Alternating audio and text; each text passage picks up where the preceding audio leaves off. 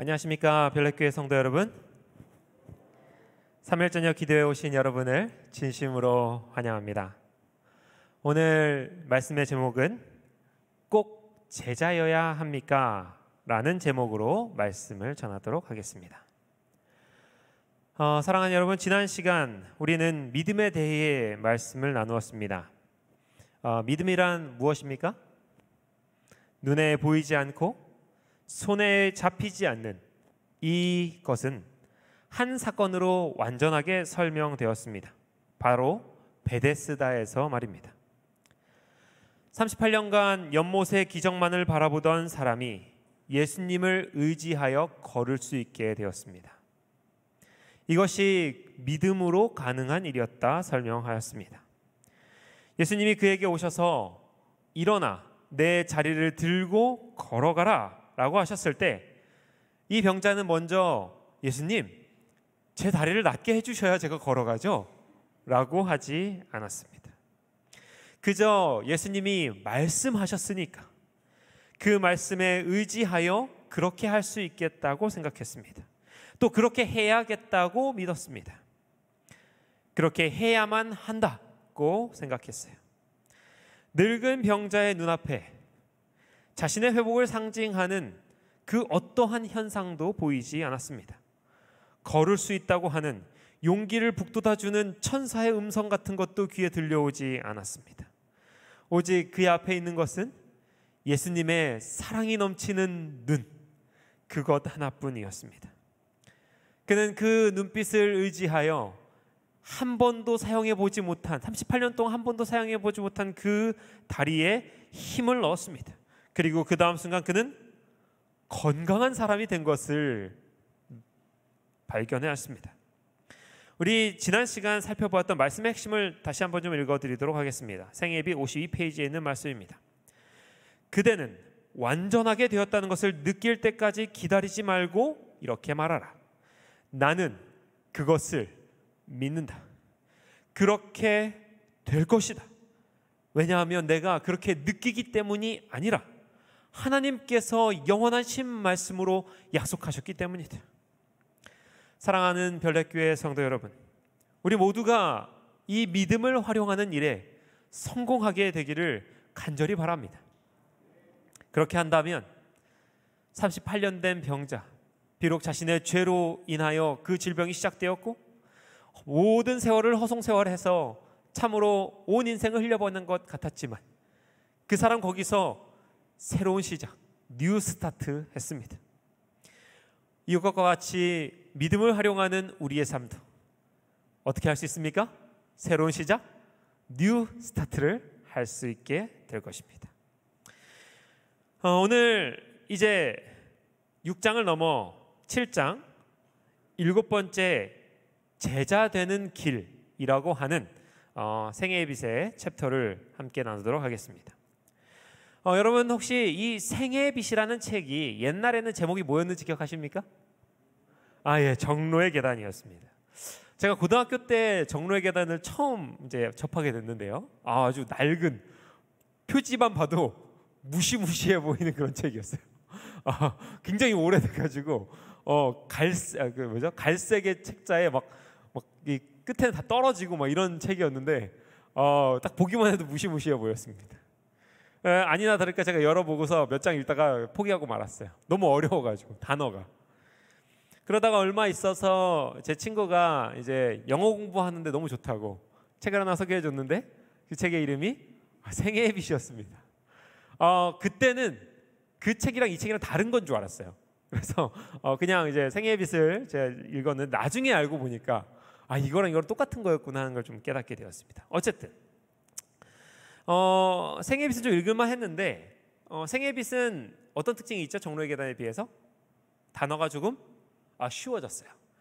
그래서 여러 가지 단어들이 좀 쉬워졌는데 독특하게 그 전에는요 모든 제목들이 다 똑같아요. 정로의 계단의 생애의 빛이나 이 소제목들은 다 비슷했습니다. 좀 마지막 것만 빼고 믿음과 받으심이 저번 주였는데요. 역시 생애의 빛도 믿음과 받으심, 정로의 계단도 믿음과 받으심 똑같습니다. 7장만 제목이 달라졌어요. 7장의 제목은요 원래는 제자 되는 길이었죠. 정로의 계단은 뭐였냐면 제자 되는 증거였습니다. 여러분, 되는 길, 제자 되는 길, 제자 되는 증거, 이 두 개의 무게가 어떠해 보이세요? 좀 가벼워졌죠? 많이 달라졌죠? 느낌이 확 달라집니다. 전자는 읽는 사람에게 부담을 좀 주지 않는 것 같아 보입니다. 그렇죠? 가는 길이라고 하니까요. 근데 증거 하니까 뭔가 증명을 해야 될 것 같고 뭐 이런 느낌이 듭니다. 여러분 생각에 어떤 제목이 원 저자의 뜻에 좀 더 맞을까요? 원 저자의 제목, 엘렌 화이트는 7장의 제목을 이렇게 지었습니다. The Test of Discipleship. 정로의 계단이 순화해서 제목을 지은 거였어요. The Test. 테스트 무슨 뜻입니까? 시험이란 뜻입니다. 확인한다 뭐 이런 뜻입니다. 그러니까 이 제목대로라면 어떤 뜻이에요? 제자됨의 시험, 제자임을 확인한다. 이런 아주 무서운 제목이 이 7장의 제목입니다. 여러분 부담이 확 되지 않으십니까? 이 제목을 볼 때. 오늘 주님께서 저와 여러분에게 이 제목을 통하여 이 장을 통하여 도전하고 계신 것을 여러분 아시면 좋겠습니다. 그분은 오늘 우리에게 이런 질문을 하고 계신 것입니다. 내가 나의 제자가 맞느냐? 시험하자는 것입니다. 너는 제자로 살기를 원하느냐? 이런 질문이기도 하고요. 너는 나의 제자가 된다는 것이 대체 무슨 뜻인지 알면서 그렇게 말을 하고 있느냐라고 하는 질문이기도 합니다. 한때 제자훈련이 기독교 문화를 휩쓸었던 적이 있습니다. 사랑의 교회를 시작으로 오카노 목사님의 제자훈련 이걸 시작으로 온 교회가 일요일 교회, 저희 교회 할 거 없이 다 제자훈련에 불타고 여전히 불타는 곳들도 많이 있습니다. 교회에서는 제자들을 제자라고 하는 단어를 우리 성도들 중에 신자들 중에 특별한 훈련을 1년의 과정을 통과한 사람을 제자 훈련을 통과했다고 하고 제자라고 이름 붙여주기도 했습니다. 그러나 성경은 제자를 어떻게 정의하고 있는가? 사도행전 11장 26절입니다. 만남에 안디옥에 데리고 와서 둘이 교회에 1년간 모여 있어 큰 무리를 가르쳤고, 여기가 중요합니다. 제자들이 안디옥에서 비로소 무엇이라 일컬음을 받게 되었다 합니까? 그리스도인이라 일컬음을 받게 되었더라, 이렇게 얘기합니다. 그러므로 제자라는 말은 곧 무슨 말입니까? 그리스도인이라는 말입니다. 우리가 그리스도인이라 우리 스스로를 얘기한다면 우리는 곧 누가 됩니까? 예수님의 제자가 되는 것입니다. 그러므로 오늘 우리가 이야기하는 것은 내가 제자인가 아닌가 하는 것에 대한 질문은 내가 그리스도인인가 아닌가에 대한 질문과도 같습니다. 사랑하는 여러분, 우리 모두는 오늘 이 저녁 예수님을 사랑하고 하나님을 예배하기 위해 이 자리에 모였습니다. 그러므로 저와 여러분은 그리스도인이며 또한 예수님의 제자인 것입니다. 이런 질문을 좀 해볼 수 있겠습니다. 이제 그렇다면 당신은 예수님의 제자인가? 여러분, 저는 이 질문이 당신은 구원받았습니까? 라고 하는 질문보다 더 대답하기 어려운 질문인 것 같습니다. 누군가가 저에게 목사님 구원받으셨습니까? 라고 물어보면 뭐라고 대답할까요? 저는 예수님께서 저를 위하여 돌아가시고 용서하시고 하나님께서 저를 사랑하신다는 것을 믿기에 그 믿음 가지고 고백합니다. 저는 구원 받았습니다. 라고 이야기할 수 있습니다. 그런데 이 질문에는 쉽게 대답이 안 나올 것 같아요. 그럼 당신은 예수님의 제자입니까? 여러분은 어떻게 이 질문에 대답을 하시겠습니까? 나는 예수님의 제자인가? 이 가운데 혹시 저는 예수님의 제자입니다 라고 단호하게 이야기하시는 분 계십니까? 네. 지금으로부터 10년 전에 이 질문을 던졌던 책이 한 권 있습니다. 그 책의 제목은요, 팬인가 제자인가 라고 하는 카일 아이들먼이라는 작가가 쓴 책이었습니다.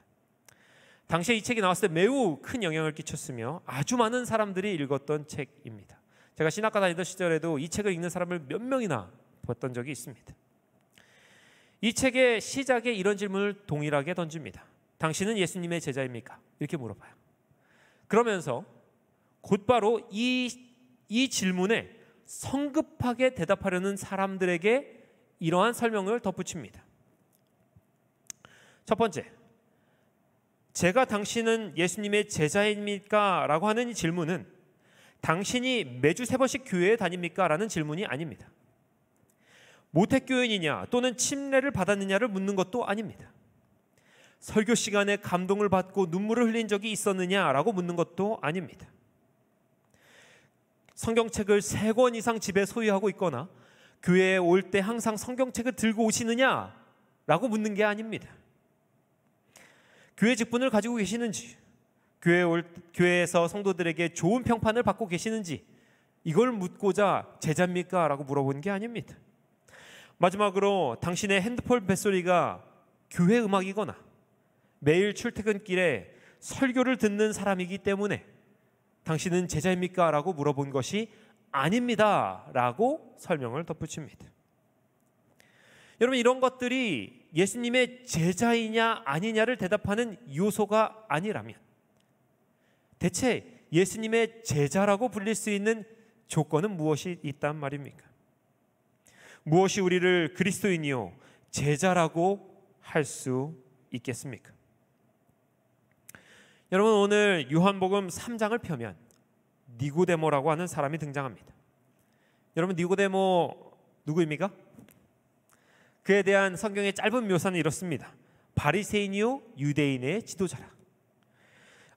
이 바리새인이고 유대인의 지도자인 니고데모는 정말로 아무런 흠결이 없고 또 성경 지식으로는 따라올 사람이 없는 그런 사람이었습니다.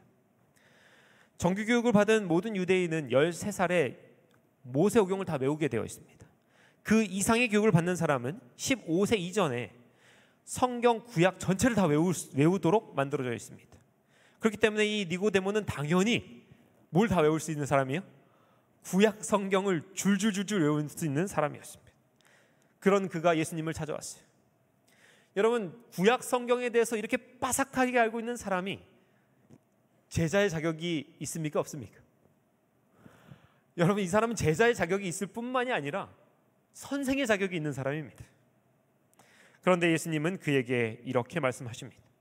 요한복음 3장 3절입니다. 예수께서 대답하여 이르시되 진실로 진실로 내게 이르노니 사람이 거듭나지 아니하면 하나님의 나라를 볼 수 없느니라. 여러분, 이 말은 직설적으로 얘기하면 이렇습니다. 니고데모야, 너 하늘나라 못 간다. 너 그리스도인이라고 부를 수 없다. 너는 심지어 내 제자도 아니다.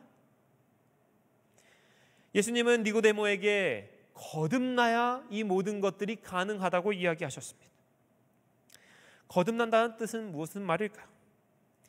요한복음 3장에는 이런 대화로 계속해서 엎치락 뒤치락 하면서 예수님의 대화가 이어져 나가지만 이 대화를 한 문단으로 압축하자면 생애비 57페이지가 적절할 것 같습니다.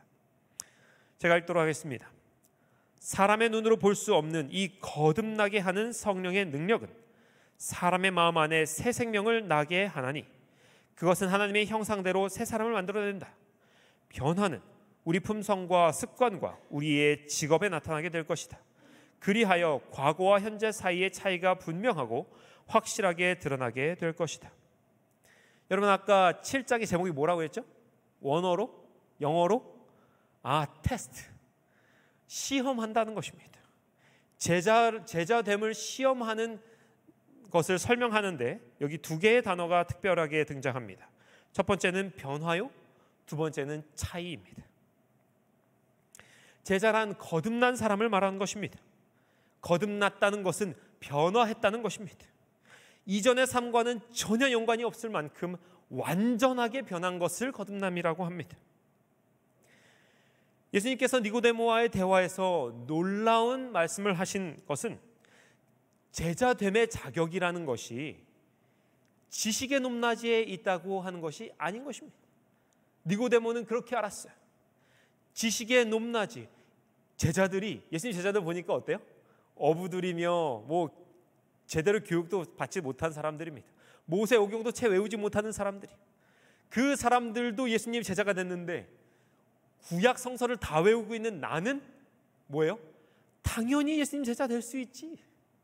그런데 예수님은 지식의 높낮이에 있는 것이 아니라 변화했느냐 안 했느냐가 제자의 조건이라고 말씀하고 계신 것입니다. 그런 예수님의 말씀에 니고데모가 이렇게 변화합니다. 사도행전 105쪽입니다. 이제 유대인들이 어린 교회를 멸하려고 노력하고 있는 때에 니고데모는 그 교회를 보호하려고 나아왔다. 니고데모는 그 이상 조심하거나 의심하지도 아니하였고 제자들의 신앙을 격려하고 예루살렘에 있는 교회를 유지하는 일을 돕고 복음 사업을 발전시키는 일에 그의 재산을 사용하였다. 전날에 그에게 존경을 표했던 사람들이 이제는 그를 조롱하고 핍박하였으므로 그는 이제 세상 재물에는 가난하게 되었으나 자신의 신앙을 옹호하는 일에는 흔들리지 아니하였다. 여러분, 이 장면은 니고데모의 놀라운 변화를 얘기해주고 있습니다. 왜냐하면 니고데모는 요한복음 3장에서 예수님을 찾아왔을 때 시간이 언제였습니까? 밤이었어요. 아무도 그를 볼 수 없는 칠흑 같은 어둠을 틈타서 예수님을 찾아왔습니다. 왜 그랬습니까? 예수님을 따르고는 싶지만 또 모두 지키고 싶어요? 자신의 바리새인이라고 하는, 사내들인 공회원이라고 하는 그 자격도 지키고 싶었던 것입니다. 남몰래 예수님을 따르고 싶어 했어요. 이단을 따른다는 손가락질을 받고 싶어 하지 않았습니다. 그래서 밤중에 예수님을 찾아왔어요. 그런데 거듭난 이후 그는 완전히 달라졌습니다. 그는 이제 조심하거나 의심하지 아니하고 가장 앞장서서 하나님의 어린 교회를 지키기 위해 자신의 모든 재산을 사용하고 자신이 앞장서서 예수의 제자라는 손가락질을 받게 되었습니다. 자신의 명성에 흠이 갈까 봐 숨어서 행동하던 그의 모습이 더 이상 아니었던 것입니다. 요한복음 7장 50절, 그 장소는 또 니고데모가 얼마나 자신의 이 모든 것들을 내려놓고 예수님을 따랐는지 나타냅니다. 너도 갈릴리에서 왔느냐? 결론은 이것입니다. 너도 갈릴리에서 왔느냐라고 하는 이 말을 니고데모가 들었어요. 이것도 어디에서 들었냐면 사내들인 공의회가 다 모인 자리에서, 공식적인 자리에서 대단히 큰 모욕을 들었습니다. 그런데도 불구하고 그는 그것들을 개의치 않았습니다. 예수님을 찾아왔던 이전의 그의 모습과는 완전히 달라진 것을 볼 수 있습니다. 생애비 58쪽은 이렇게 말합니다. 저들이 전에 미워하던 것은 지금에는 사랑하게 되고 저들이 전에 사랑하는 것은 지금 미워하게 될 것이다. 교만하고 자기 주장만 앞세우던 자가 마음이 온유하고 겸손하게 될 것이다.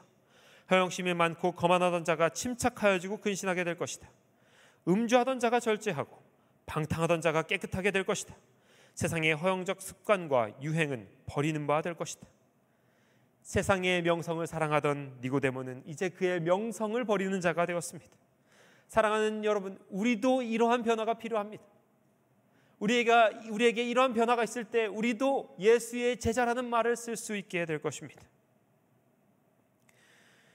서양의 장례식을 살펴보면 이제 알던 사람들이 나와가지고 서양의 장례식은요, 고인이 어떤 사람이었는지에 대해서 설명을 하는 시간을 가집니다. 그래서 죽은 사람이 있으면 친구들이 한 명씩 나와서 이 친구는 어떤 사람이었습니다. 뭐 저와 이런 어떤 이런 에피소드들이 있죠 하면서 이렇게 이야기하는 시간들이 있습니다. 어떤 사람은 이 사람 골프를 잘 치는 사람이었습니다. 뭐 이런 얘기도 많이 하고요. 음악에 탁월한 재능이 있는 친구였습니다. 너무 아깝게 되었습니다. 이런 얘기도 합니다. 여러분, 그런데 우리가 만약 그 자리에서 그런 장례식의 주인공이 된다면 여러분은 어떤 말이 여러분에게 들리기를 원하십니까? 요리를 잘하는 집사님이었습니다. 정말 그분의 손맛은 도저히 잊을 수가 없습니다. 이런 얘기를 듣기를 원하십니까? 정말 좋은 얘기죠. 그 장로님 앞장서서 섬기는 모습이 너무 좋았습니다. 항상 성도들을 태우고 운전하는 일은 그분의 몫이었습니다. 참으로 그분의 빈자리가 클 것 같습니다. 이런 말도 참으로 귀한 말이죠. 그러나 그 모든 것 위에 참으로 그분은 예수님의 제자였습니다.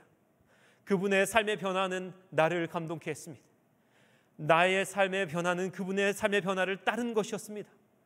이러한 간증이 우리의 삶의 마지막에 주어질 수 있다면 사랑하는 여러분, 얼마나 우리가 주님께 큰 칭찬을 들을 수 있겠습니까?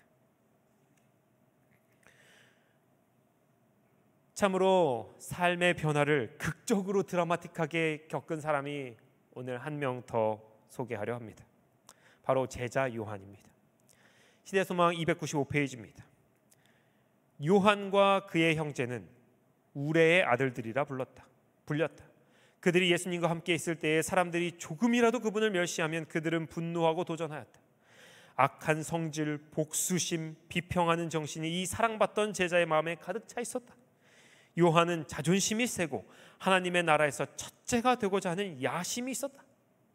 사랑하는 여러분, 이 요한이라는 제자가 원래 이런 성격이었답니다. 그런데 그가 어떻게 변했는가? 치료병사 461페이지입니다. 하나님이 이같이 우리를 사랑하셨은즉 우리도 서로 사랑하는 것이 마땅하도다. 엘렌 화이트는 이렇게 말합니다. 사랑의 사도 요한은 자신의 경험을 통하여 지식을 얻었다. 여러분, 요한에게 있어서 항상 따라붙는 수식어가 이것입니다. 사랑의 사도 요한. 그가 이전에는 우레의 아들 요한이었어요. 그러나 이제 예수님을 만나고 거듭나고 그의 삶이 변화하고 그의 차이를 드러내주는 단어가 등장했는데 바로 우레의 아들에서 사랑의 사도인 것입니다. 사랑하는 여러분, 우리는 어떤 칭호를 가질 수 있겠습니까? 우리의 삶은 어떤 변화를 나타내고 있습니까?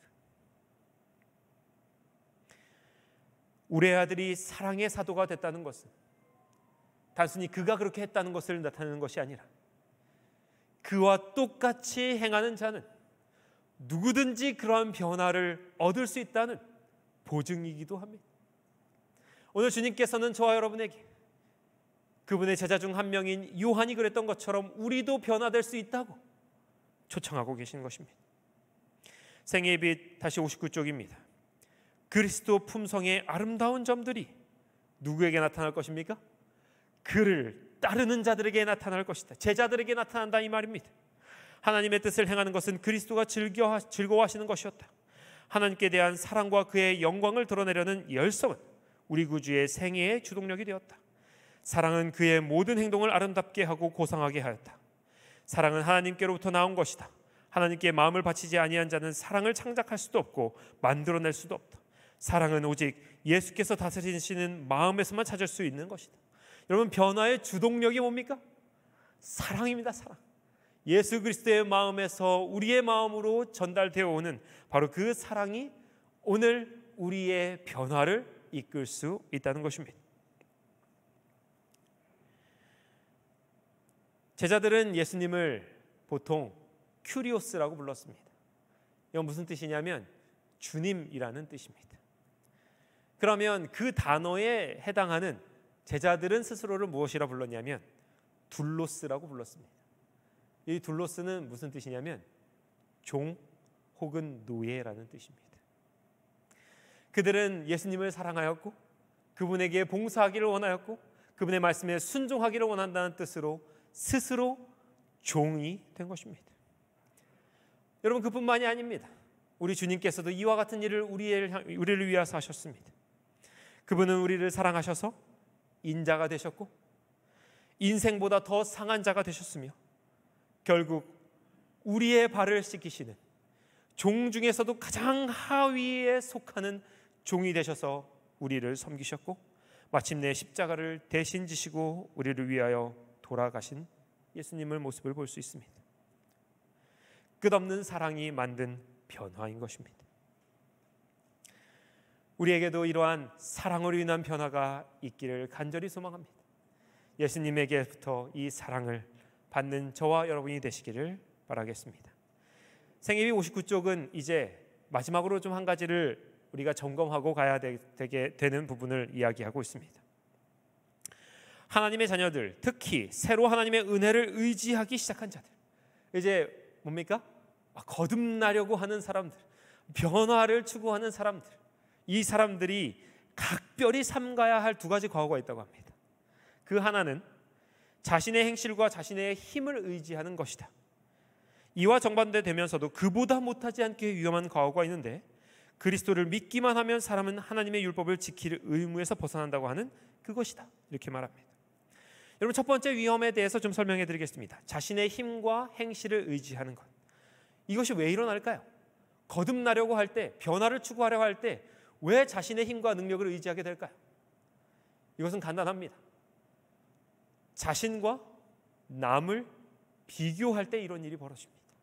여러분, 변화를 추구하고 하나님 앞에서 거듭나려고 할 때에 그 비교의 대상을 다른 사람으로 잡게 되면 바로 나의 의와 나의 행실을 의지하는 일이 벌어져요. 대신에 우리는 누구를 비교해야 됩니까? 다른 사람이 아니라 예수 그리스도와 비교하게 돼야 됩니다. 예수님과 비교하게 되면 사람의 힘으로는 도저히 도달할 수 없는 예수님의 위치를 발견하게 되고 우리 스스로의 공로를 의지하지 않게 되는 것입니다.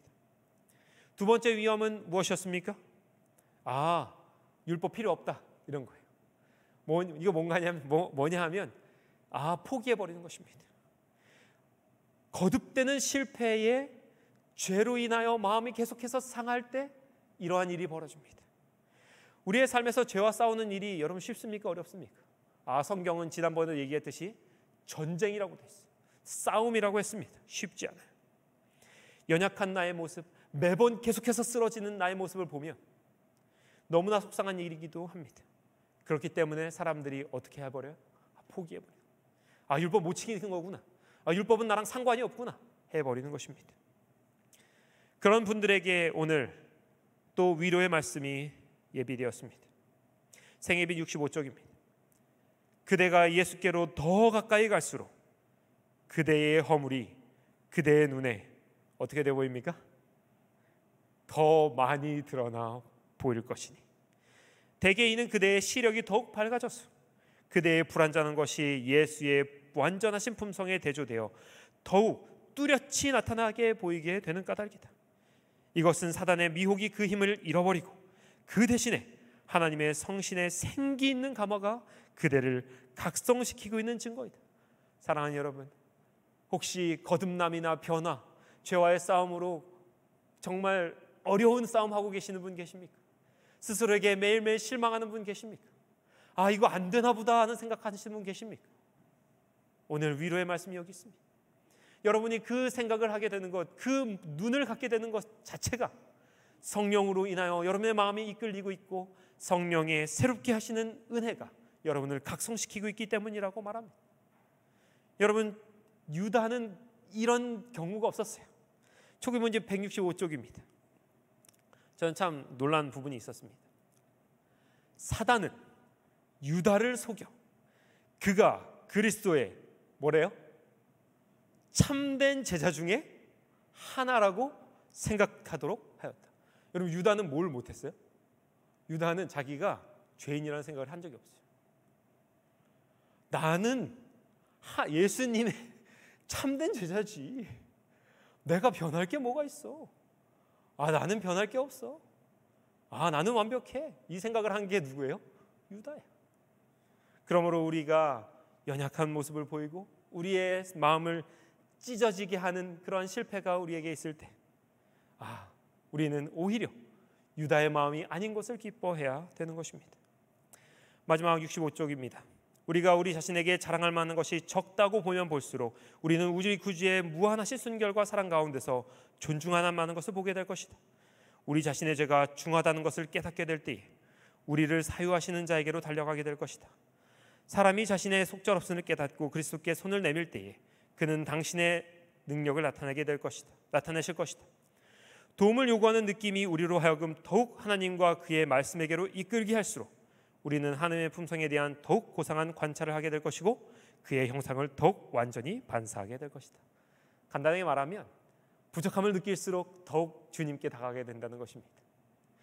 변화에 대한 갈망을 더욱 느낄수록 예수님을 더욱 필요로 하게 된다는 것입니다. 사랑하는 여러분, 이제 말씀을 마치면서 저는 여러분들이 바울이 로마서 11장에 묘사한 돌 감람나무와 참 감람나무의 비유를 생각하기를 간절히 바랍니다. 바울은 이 두 감람나무가 접붙임이 되는 것, 그것이 구원의 계획이라고 말하고 있습니다. 여러분, 접붙임은 어떻게 합니까? 나무의 뿌리를 잘라내요. 그 나무를 다른 나무의 뿌리에 갖다가 접붙이는 것입니다. 뿌리를 포기하는 일이 있지 않으면, 생명을 포기하는 것이나 자신의 모든 것을 내던질 각오를 하지 않으면 이 접붙임은 할 수 없는 것입니다. 예수님을 따라다녔던 12 제자들이 그러하였고, 오늘 여러분에게 소개시켜드린 니고데모가 그러하였습니다. 오늘 저와 여러분에게도 이러한 결단의 저녁이 되기를 간절히 바라면서, 또 예수님의 제자가 되고자 하는 그 변화와 차이를 만들어내고자 하는 그러한 갈망이 저와 여러분에게 있기를 간절히 바라면서 오늘 말씀을 마치도록 하겠습니다.